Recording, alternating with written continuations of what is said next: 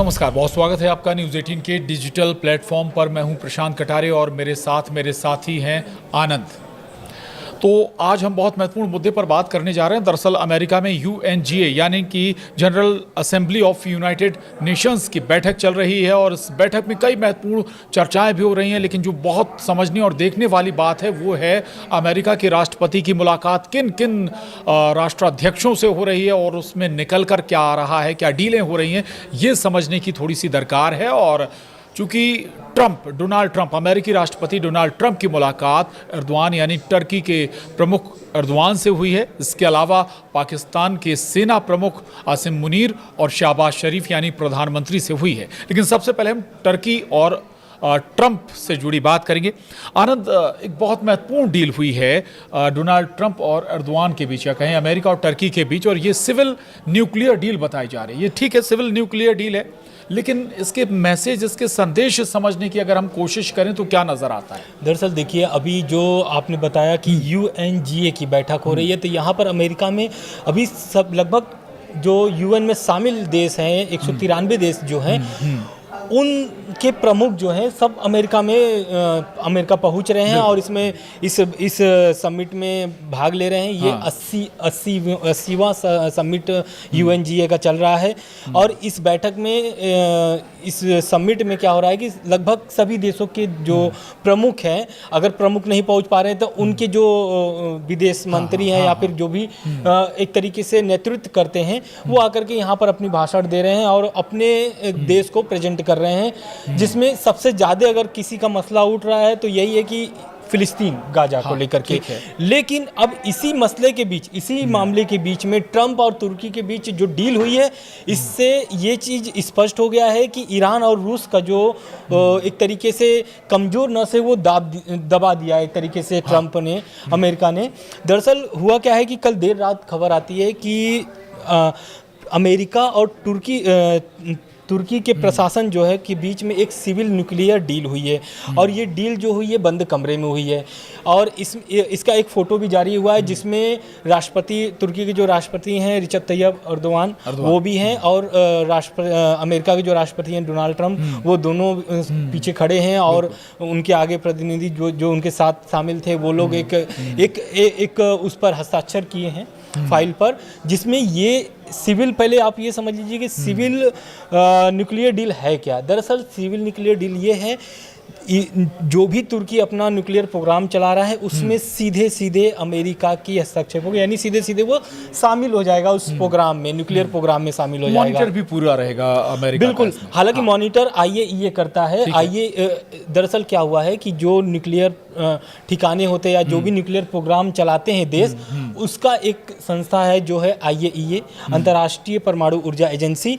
इसके निगरानी में सभी के एक तरीके से परमाणु ठिकाने चलते हैं और प्रोग्राम चलते रहते हैं। लेकिन अब ये जो डील हुई है, इससे ये तो साबित हो गया है कि ट्रंप ने एक देश से जो डील की है तुर्की, उससे ये स्पष्ट हो गया है कि वो दोनों जो दो देश में युद्ध चल रहा है वो एक तरीके से हल्का हो गया है। हल्का इसलिए हो गया है, यानी कि ख़त्म करने का जो प्लान है उनका, ट्रंप का, वो एक तरीके से स्पष्ट अब समझ में आने लगा है लोगों को। दरअसल हुआ क्या है कि ये डील जो हुई है सिविल न्यूक्लियर डील, इस डील से क्या हुआ है कि रूस तो कमज़ोर हो रहा है, ईरान भी कमज़ोर हो रहा है। रूस कैसे कमज़ोर हो रहा है? दरअसल तुर्की और रूस की जो संबंध है वो बहुत गहरे हैं और बहुत अच्छे तेल खरीद के संबंध हैं। तेल खरीदते हैं, बिल्कुल। टर्की भी रशिया से तेल खरीदता है, बिल्कुल। तो अब इससे क्या हो गया है कि अब रूस से इसकी दूरी होना शुरू हो जाएगा, क्योंकि जाहिर सी बात है अमेरिका अब सीधे सीधे हाथ बढ़ा दिया है। और ट्रंप ने एक तरीके से ये भी दर्शा दिया है कि अगर तुर्की सही तरीके से शामिल होता है या सही तरीके से पेश आता है तो उनके साथ और सारे डीलें जो आगे चलने वाली हैं वो स्टार्ट हो जाएगी। जैसे कि F-35 हो गया, उसमें भी वो शामिल करने की बात कहे हैं कि F-35 जो प्रोग्राम है, जेट प्रोग्राम है, उसमें तुर्की को शामिल किया जा सकता है आने वाले समय में, अगर तुर्की और अमेरिका का संबंध सही रहे तो। ठीक है, लेकिन आनंद, चूंकि अभी तेल का जिक्र हो रहा था, भारत बहुत बड़े पैमाने पर तेल खरीदता है, आयात करता है रशिया से, और स्वाभाविक है अमेरिका लगातार दबाव भी डाल रहा था, प्रेशर डाल रहा था कि आप तेल आयात कम करें, बल्कि बंद ही कर दें रशिया से। और टर्की भी तेल बड़े पैमाने पर आयात करता है। यानी एक यहाँ पर ट्रंप का एक दाव फेल हो गया। इंडिया ने साफ कर दिया कि भाई वो अपनी ज़रूरतों के हिसाब से तेल खरीदेगा, और जो भी ज़रूरतें हैं, इकोनॉमी के लिए ज़रूरतें हैं। दूसरी तो ये दाव फेल होने के बाद क्या अब और दूसरे दाव ट्रंप अपना रहे हैं, यानी टर्की को टारगेट कर रहे हैं कि टर्की पर दबाव डाला जाए कि वो तेल खत्म करें। इसके लिए कई, अगर हम कहें, प्रलोभन भी वो दे रहे हैं। बिल्कुल, ट्रंप को अगर आप पूरी बात समझें ट्रंप की, तो वो प्रलोभन भी दे रहे हैं कि ये सिविल न्यूक्लियर डील जरूर कर लिए। इसके अलावा भी आप F-35 प्रोग्राम का जिक्र कर रहे थे, कुछ और भी प्रोग्राम हैं जो ट्रंप कह रहे हैं कि अगर ऐसा होता है तो फिर आगे हम देखेंगे कि ये हमारे लिए क्या कर रहे हैं, तब हम टर्की के लिए उस तरह से करेंगे। दूसरा, हमें थोड़ा सा इस पे ईरान का इन्वॉल्वमेंट बताइए, ईरान पर इसका क्या इफेक्ट होगा? बिल्कुल, देखिए ईरान के पहले एक और बात बता देते हैं। दरअसल जो तुर्की है वो नाटो देश में शामिल है, नाटो देशों का मेंबर है वो।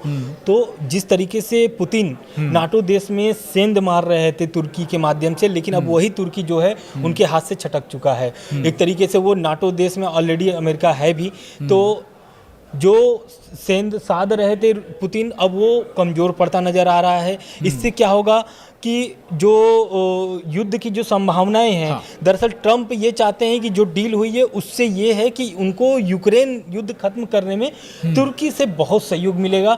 दरअसल हो सकता है कि मध्यस्थता का कारण भी अब ये बने, क्योंकि आप देखे होंगे जब रूस और यूक्रेन और अमेरिका की जब बातचीत हो रही थी शांति वार्ताओं को लेकर के, तो उसमें ओमान जो था वो बना हुआ था मध्यस्थता, लेकिन अब हो सकता है कि आने वाले समय में अब कतर पर हमले के बाद स्थिति बदल गई है, तो अब हो सकता है कि तुर्की जो कि मध्यस्थता करे। रह गई बात ईरान की, तो ईरान इस मसले को लेकर के, इस डील को लेकर के बहुत चिंतित है। दरअसल इसलिए चिंतित है क्योंकि अमेरिका और IAEA दोनों ही एक तरीके से ईरान पर दबाव बना करके रखे हैं, क्योंकि आपको पता है कि JCPOA के तहत जो उनका स्नैपबैक मैकेनिज्म है वो आने वाले समय में 6 से 7 दिन में E3 के बाद जो वोटिंग हुई है उसके बाद ये लगता है कि जो स्नैपबैक मैकेनिज्म है वो ईरान पर फिर से लागू हो जाएगा। 18 अक्टूबर लास्ट डेट है उसका। 10 साल का जो एग्रीमेंट हुआ था उसके अगर आधार से देखा जाए तो उसके पहले ही फिर से ये लागू कर दिया जाएगा। तो दूसरी बात ये, एक तो ये दबाव बन रहा है, दूसरा ये जो डील हुई है कल तुर्की और अमेरिका की, तो इससे ये स्पष्ट हो गया है कि अब ईरान की जो है और परेशानी बढ़ने वाली है, क्योंकि आप भी जानते हैं कि ईरान भी अपना न्यूक्लियर प्रोग्राम चला रहा है, रेगुलर चला रहा है जी। IAEA की निगरानी भी वहाँ पर चल रही है। हालांकि अभी तक ईरान ने निगरानी को लेकर के बहुत सारे, अभी जब युद्ध हुआ था, अगर जून में देखा जाए जब अमेरिका और इजराइल दोनों ही हमला किए थे जब ईरान पर, तो उस समय भी ये देखा गया था, तो IAEA को बाहर का रास्ता दिखा दिया था ईरान ने।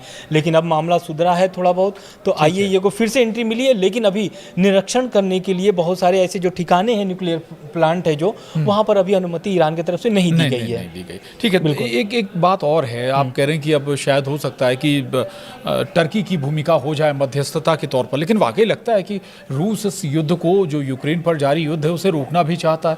मध्यस्थता आप कोई भी करें, यहाँ युद्ध रोकने से ज़्यादा मकसद ट्रंप का नज़र ये आता है कि वो ये दिखना चाहते हैं, शांति दूत के तौर पर दिखने का ज़्यादा, मुझे लगता है कि शायद दिखना ज़्यादा एक इसमें जो फैक्टर, वो बड़ा फैक्टर है। बिल्कुल, फैक्टर इसलिए क्योंकि उनको चाहिए नोबेल पुरस्कार। बिल्कुल। और जैसा कि आपने बात पहले स्टार्टिंग में बताया भी कि पाकिस्तान के जो प्रधानमंत्री हैं नवाज शरीफ, और महान नेता उनको बताया है, साथ में जो वहाँ के चीफ हैं, आर्मी चीफ हैं आसिम मुनीर, उनको भी महान नेता, दोनों को महान नेता बताया। इसलिए बताया है क्योंकि वो ट्रंप के लिए एक तरीके से नोबेल पुरस्कार की मांग की है कि भाई ट्रंप को नोबेल पुरस्कार मिलना चाहिए, शांति नोबेल पुरस्कार। शांति किस बात का? दरअसल ट्रंप जो है वो लगभग तरीके से सभी देशों में जो युद्ध चल रहे हैं उसको रोकवाने का श्रेय ले रहे हैं। आप देखे भी हैं भारत पाकिस्तान को लेकर के, अभी UN में 2 दिन पहले जब उन्होंने भाषण दिया उसमें भी वो जिक्र किया कि भारत पाकिस्तान का युद्ध उन्होंने रुकवाया है। लेकिन अब ये जो मुलाकात हुई है ट्रंप और शहबाज शरीफ और इनसे मुनीर से, इससे एक तरीके से वो सुधारने का प्रयास कर रहे हैं और भारत पर दबाव बनाने का प्रयास कर रहे हैं कि भारत बिल्कुल। अपने लिए, मतलब अपने लिए आप कह रहे थे नोबेल पुरस्कार विजेता, नोबेल पुरस्कार चाहिए उन्हें, ठीक बात है, ये कोशिश होगी पाकिस्तान को अपने साथ में लाकर। अब भारत का जिक्र कर रहे थे, मैं ये कह रहा हूँ भारत के नज़रिए से कैसा होगा? एक तरफ टर्की भी हमारा, जिससे हमारे बहुत अच्छे संबंध नहीं रहे इंडिया के, बिल्कुल। दूसरा पाकिस्तान हमारा चिर प्रतिद्वंदी दुश्मन कहें या जो कुछ भी कहें, चाहे क्रिकेट का मैदान हो तब भी वही फाइट नज़र आती है, जंग का मैदान हो तब भी वैसे ही दुश्मन आमने सामने खड़े नज़र आते हैं। और पाकिस्तान के साथ अगर अमेरिका खड़ा हो रहा है तो फिर हमारे लिए चिंता का सबब है। बिल्कुल, सबब इसलिए है क्योंकि देखिए तुर्की से भी संबंध बहुत ज़्यादा भारत के अच्छे नहीं रहे हैं, और पाकिस्तान से आप देख ही रहे हैं फिलहाल के जो घटनाएं क्रम हुए हैं, अगर उसको आप अगर समेटे तो आप समझ सकते हैं कि पाकिस्तान के साथ साथ जो तुर्की के साथ डील हुई है अमेरिका की, तो कहीं ना कहीं अमेरिका भारत पर दबाव बना रहा है पाकिस्तान और तुर्की के माध्यम से। तो कहीं ना कहीं ईरान, रूस और भारत तीनों के लिए ये सबब चिंता का सबब है।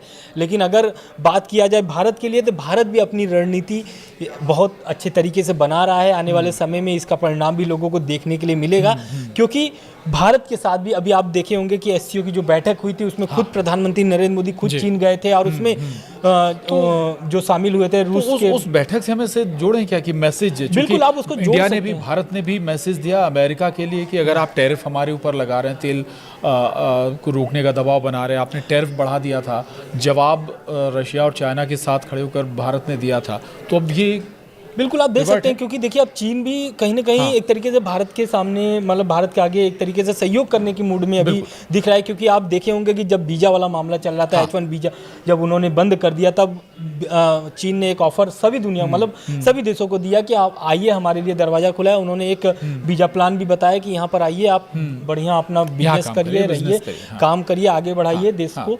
तो इस टाइप से है। लेकिन ट्रम्प को देखिए, अगर मतलब एक तरीके से कमज़ोर करने की अगर नीति देखा जाए तो रूस और चीन, क्योंकि पूरा टारगेट भारत नहीं है, अगर ऐसे कायदे से अगर देखा जाए तो ट्रम्प जो है वो भारत को आड़ लेकर के चीन और रूस को साध रहे हैं।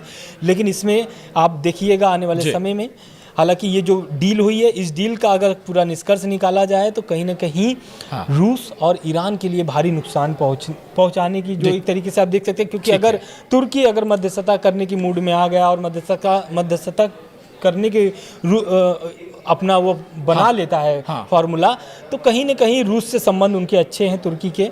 तो हो सकता है कि आने वाले समय में आप ये भी देखिए कि रूस यूक्रेन युद्ध जो खत्म करने का प्लान है ट्रम्प का, वो धीरे धीरे सफल भी नजर आया। ठीक बात है, लेकिन भारत को अपने नज़रिए से देखना होगा आनंद, भारत को अपने हित देखने होंगे, चाहे प्रेशर कोई भी हो, चाहे टैरिफ लगाया गया हो अमेरिका की तरफ से, या फिर दबाव हो कि रूस से आप तेल आयात ना करें। लेकिन ज़रूर इस पूरी मीटिंग को समझते हुए भारत को अपने डिसीजन लेने होंगे कि अगर अमेरिका के नज़दीक टर्की जा रहा है, पाकिस्तान और जा रहा है, तो फिर उसे नए सिरे से कैसे अपने आप को तैयार करने की ज़रूरत है। आज के लिए इतना ही। नमस्कार। नमस्कार।